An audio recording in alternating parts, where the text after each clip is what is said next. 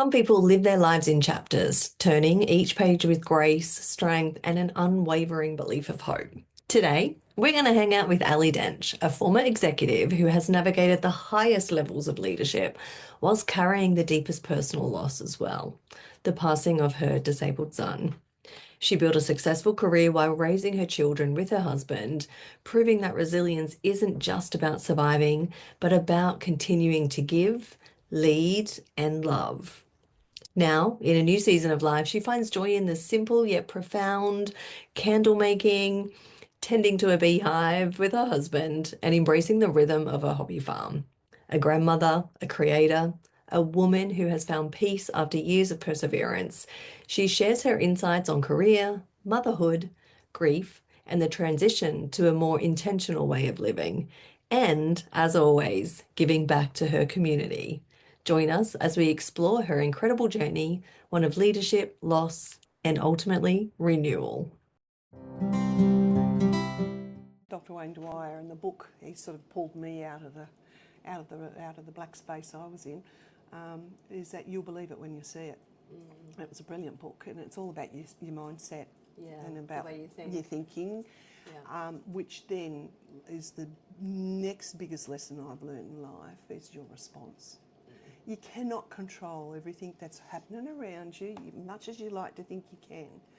Things happen that you can't control. They get thrown our way. Yeah, all you can control is yourself, and your response to things. And I've learned the response and how you respond really determines how others then interact with you.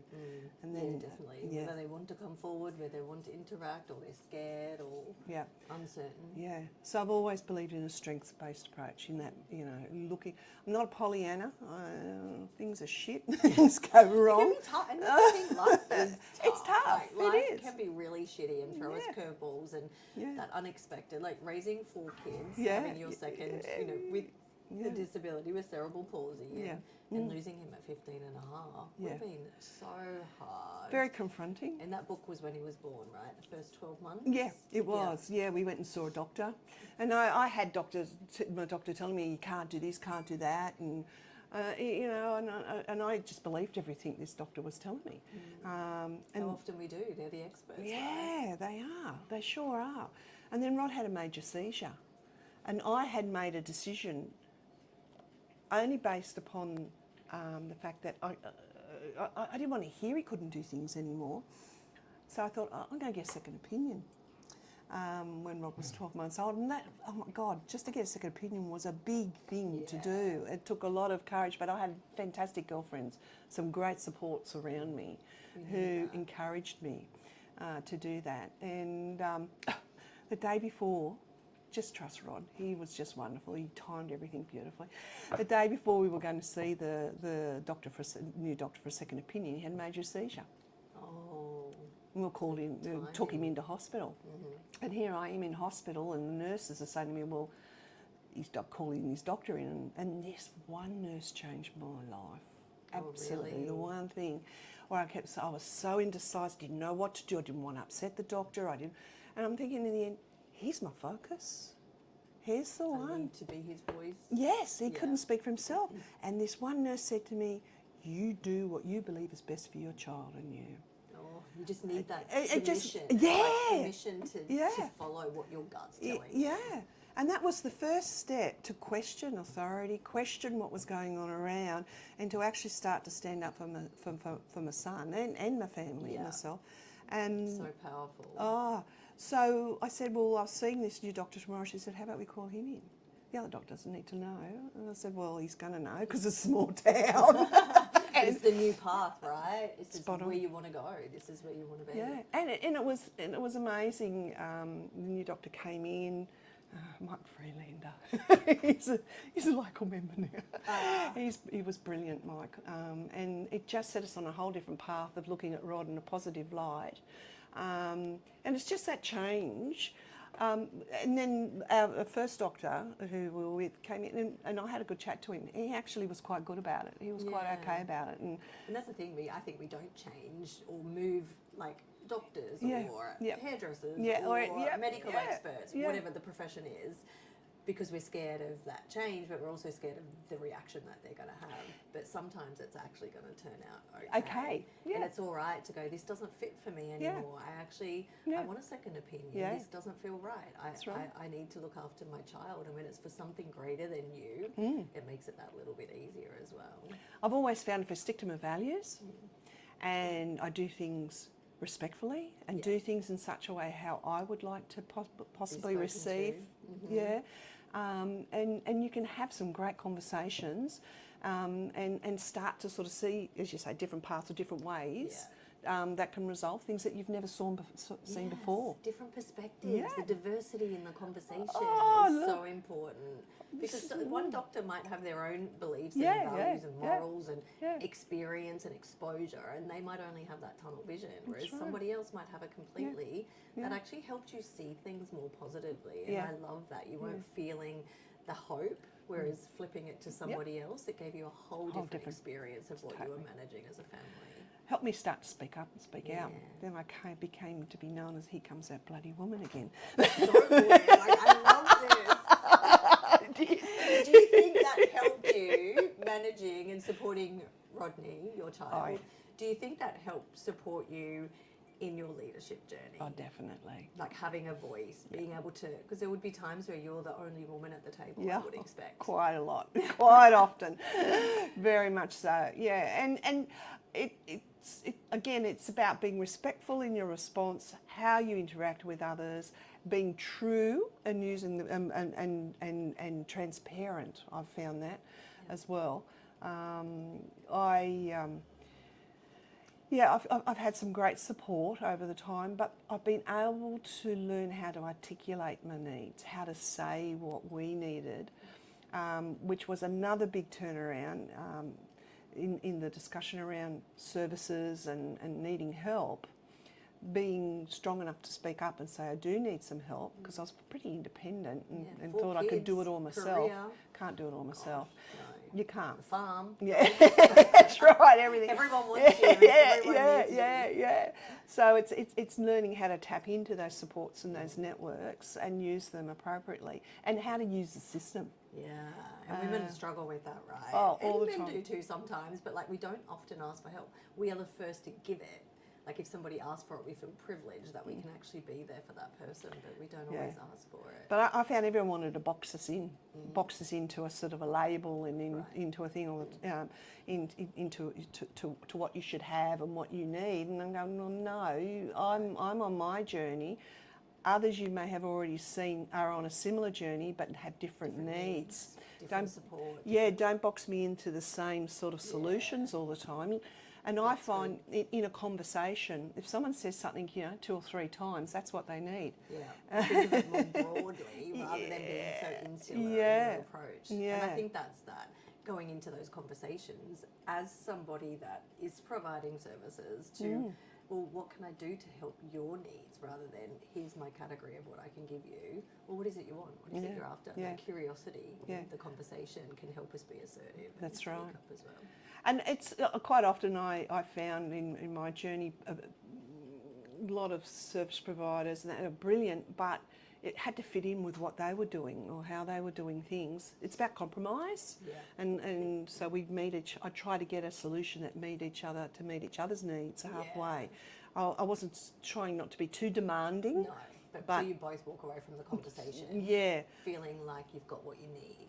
So I learned how to use the system, and I had this happen with Rod when we needed a break and some respite.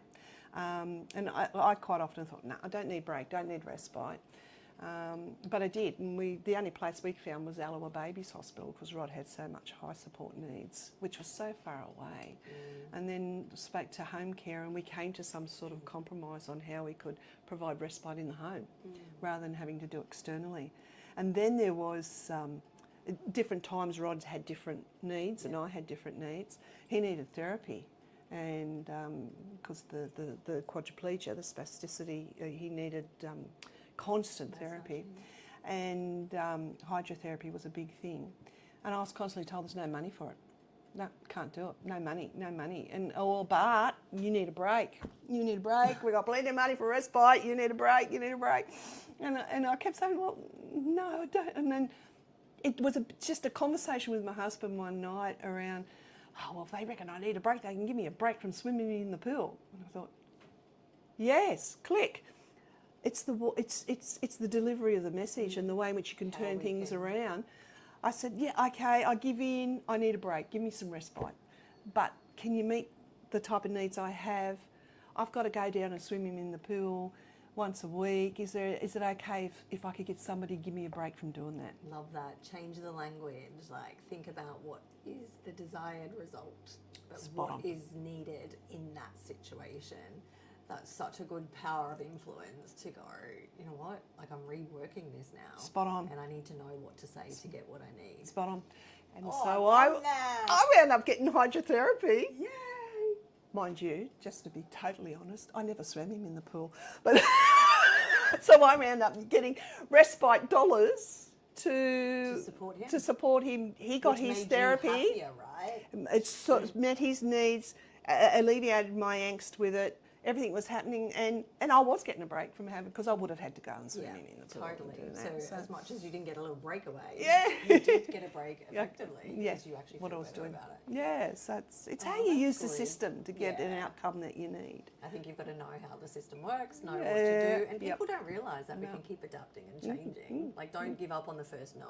Don't give up on the first. It's not going to happen. Like, keep adapting and changing your way you're getting that message across. When you know what you want. So a skill is learning what questions to ask. Yeah. And how to ask those questions so as you can get a good conversation happening. Yeah, get the flow of conversation to get the solution. And I guess it's like understanding what motivates the other person too. Yeah. Like what's going to excite them, what's going to motivate them. Yeah. What's the right. Yeah.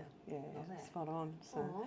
yeah, so I've adapted that in anything I've done. You know, in when I'm dealing with people who I'm working with, when I'm trying to get new services in place. When I was working at council, and then I went off to the ALG, and even working with the minister. Sitting down and being mindful of responses, needs, how we can achieve things. What is it we're actually working towards? Again, knowing what questions to ask at the right time, and my response. And how I respond is what's really helped me. From that book all those years ago, like starting off.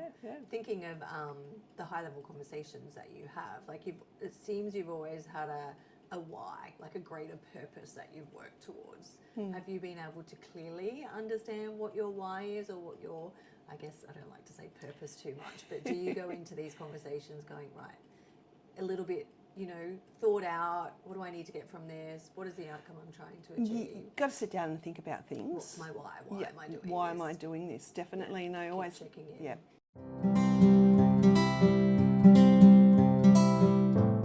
Yep, definitely. Keep coming back to my values, the core roots of why I'm about, what I'm doing, and it's about family, it's about community, it's about you can't live on your own in this world, how we connect with each other, making sure we're kind. There's not enough kindness in the world.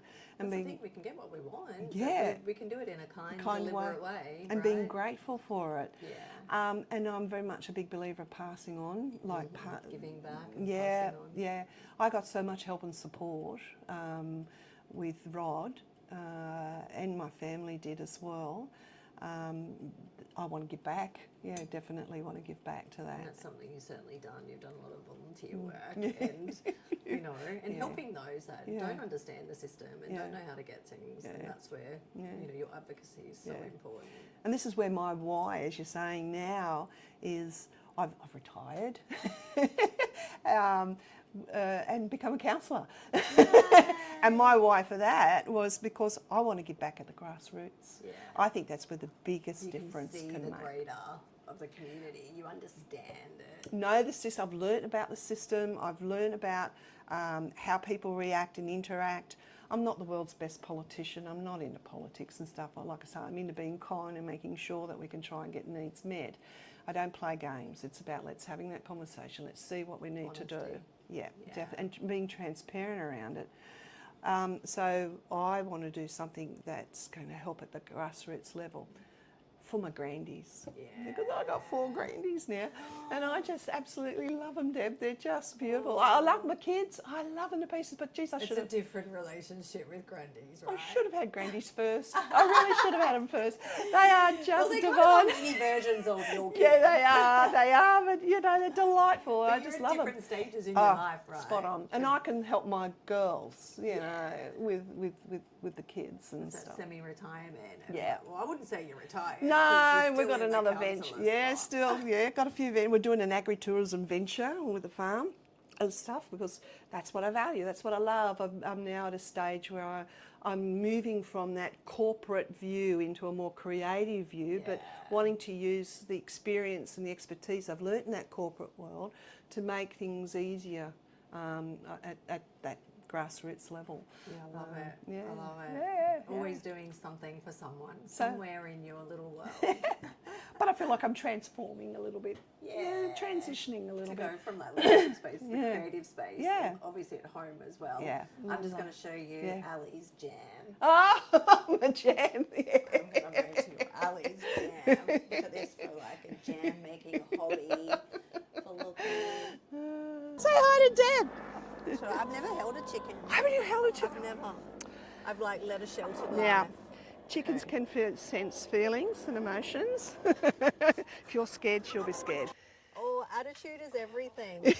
Attitude is your altitude. Exactly right. Oh my gosh, I remember that. That was Attitude is your attitude. That's one thing that stuck with me. So pick a good one. Yeah, I remember that talk. That was 2016. Yeah. And it's always stuck with me. It's funny what sticks, eh? It is, isn't it? Yeah. And why does that mean so much to you? Oh, because it's about, again, your response. And what attitude that you have will determine how others respond back to you. Yeah. And I tell you what, a good attitude, you do fly. Yeah. Like I said, I'm not trying to be Pollyanna or anything. You know, there's going to be shit times, but if you can respond in a positive way, it's amazing how positivity comes back. What you put out to the universe is what you get back a lot of the time. Yeah. So true. Yeah. What's been the biggest surprise to you going into this more retired pace of life? How much I've enjoyed it. Yeah.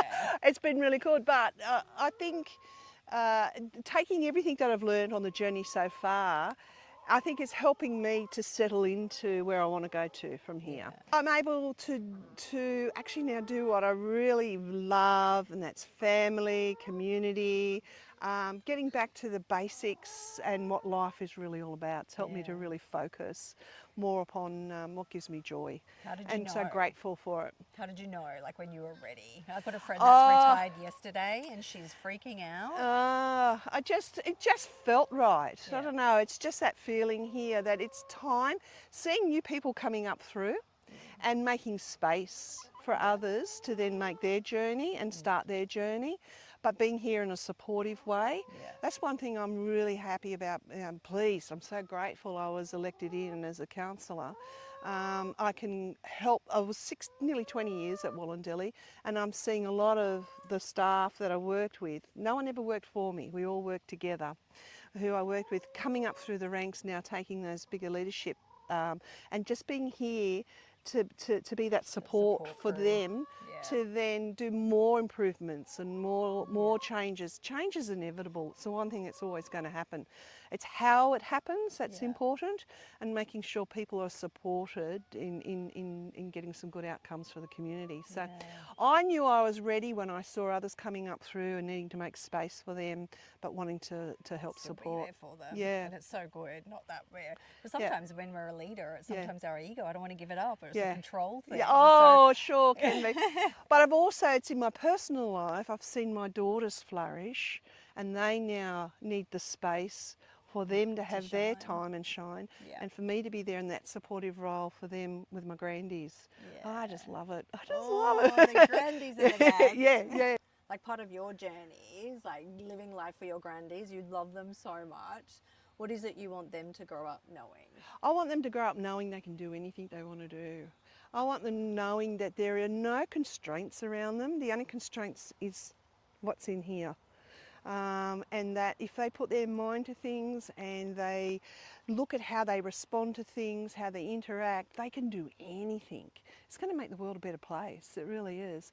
I want them to understand kindness. I want them to understand gratitude around things, and that we all are here working. You can't do it on your own. And we're all here to support each other. You're going to come across people and things and situations that are bad or not good, but you can turn those things around. You really can if you got in here right. Yeah, nothing's permanent. We've got a choice. We've got a choice, and I want to be here to support them in doing that. They're my darlings. And your chooks. Yeah, my chooks. My girls.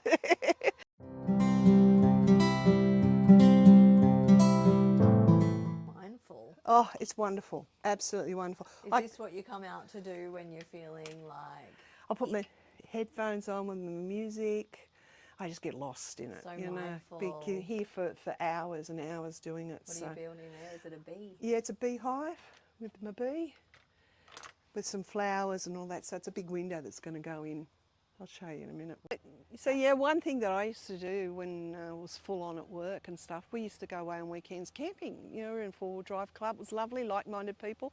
But we'd go bush just to recharge the batteries, you know. We'd go somewhere where there was no mobile reception. It was fantastic, absolutely wonderful. Time to regroup with yourself and touch your soul. Definitely. You need to be able to chill out, chillax and have that break. It's hard to switch off sometimes, isn't it? When, especially in a high-pressured role at work, like your mind's busy. Would it take you a couple of days to unwind? Yeah, it would. Before you'd actually relax? Yeah, and then I come back and think, oh, I should have done a week, not 2-3 days. And that's what I'm hoping this is going to turn out to be. You know, somewhere where people can come and relax, chill out, feel if they can have a conversation, have a chat, go from there. Yeah, beautiful. Just chillax.